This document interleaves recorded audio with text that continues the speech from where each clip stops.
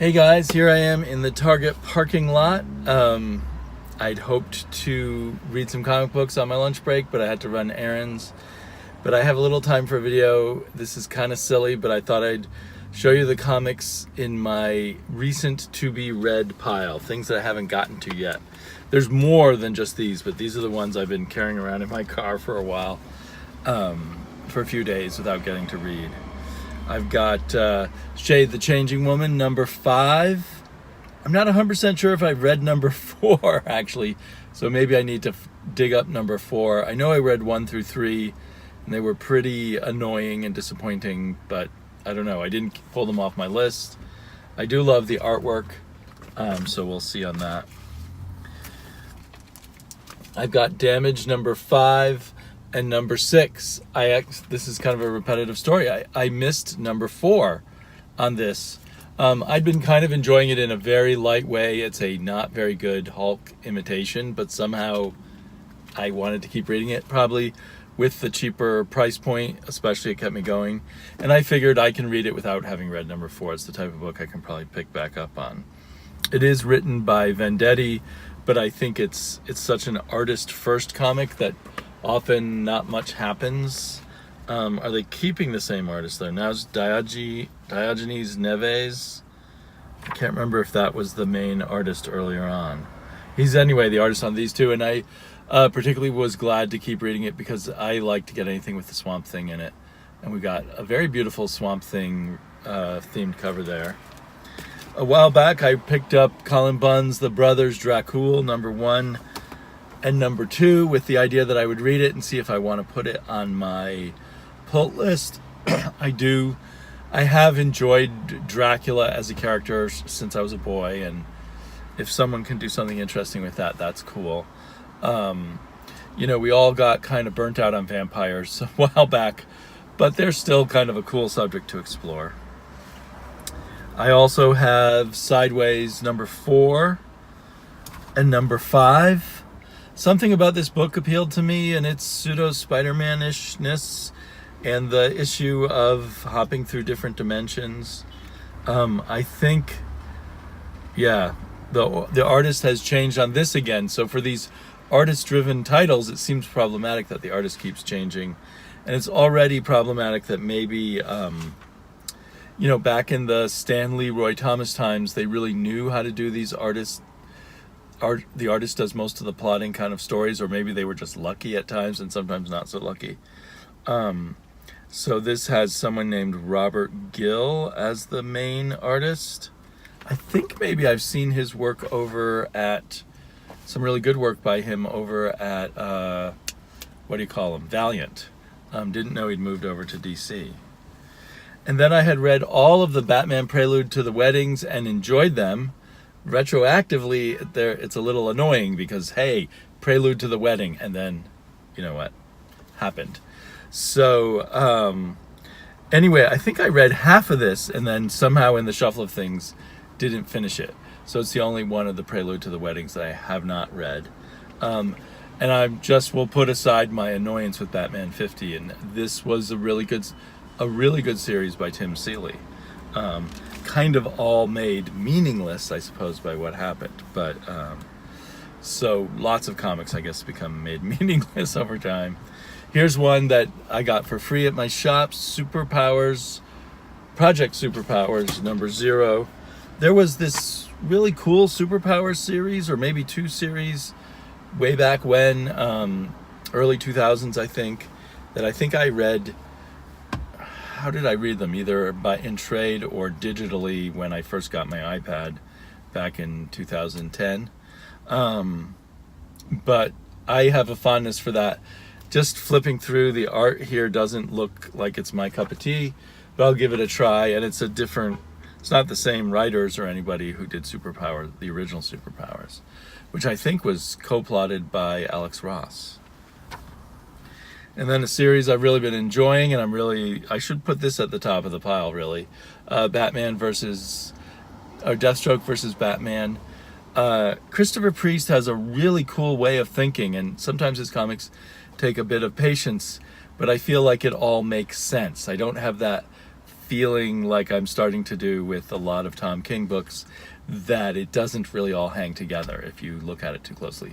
The closer you look at this, the more things kind of have a cool interconnectedness.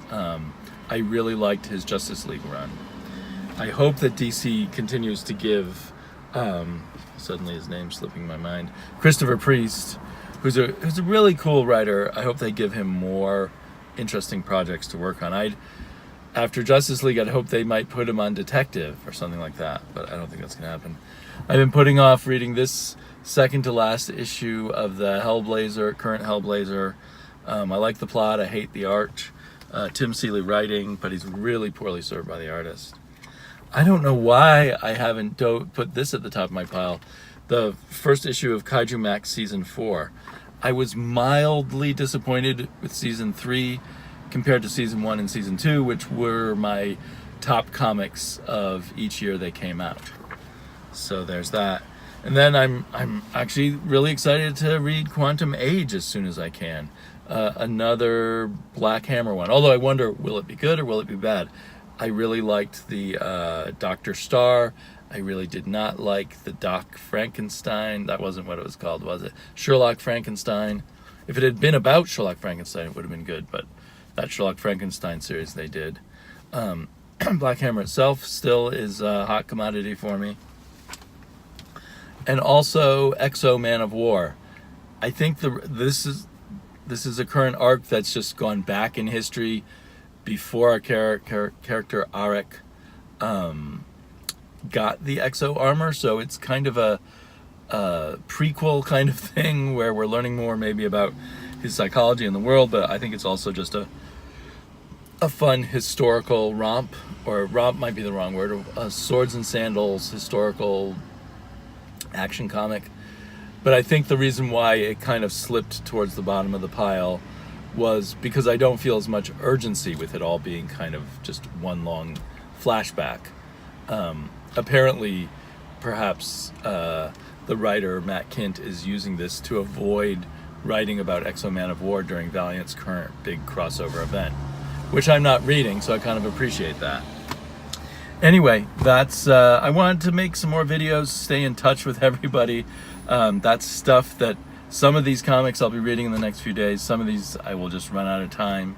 I'm going away with my family to some kind of retreat type camp that my wife and her family used to go to when they were kids.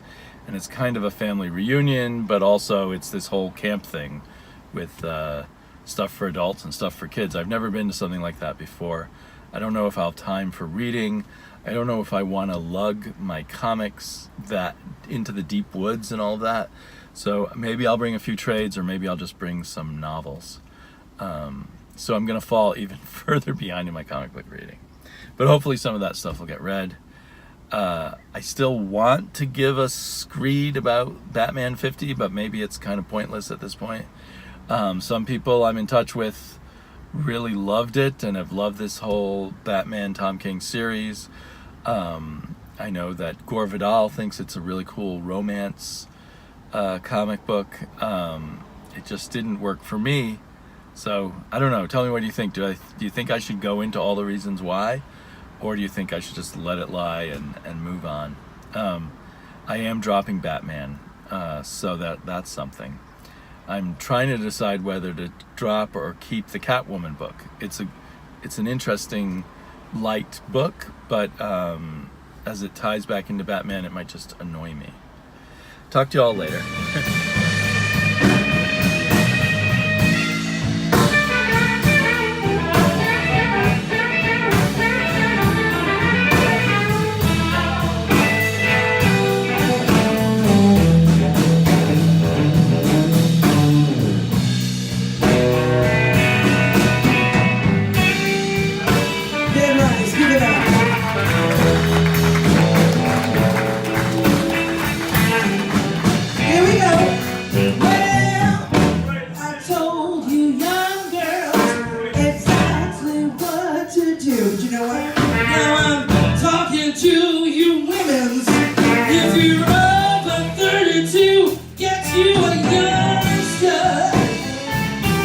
Oh, get a young man like this one.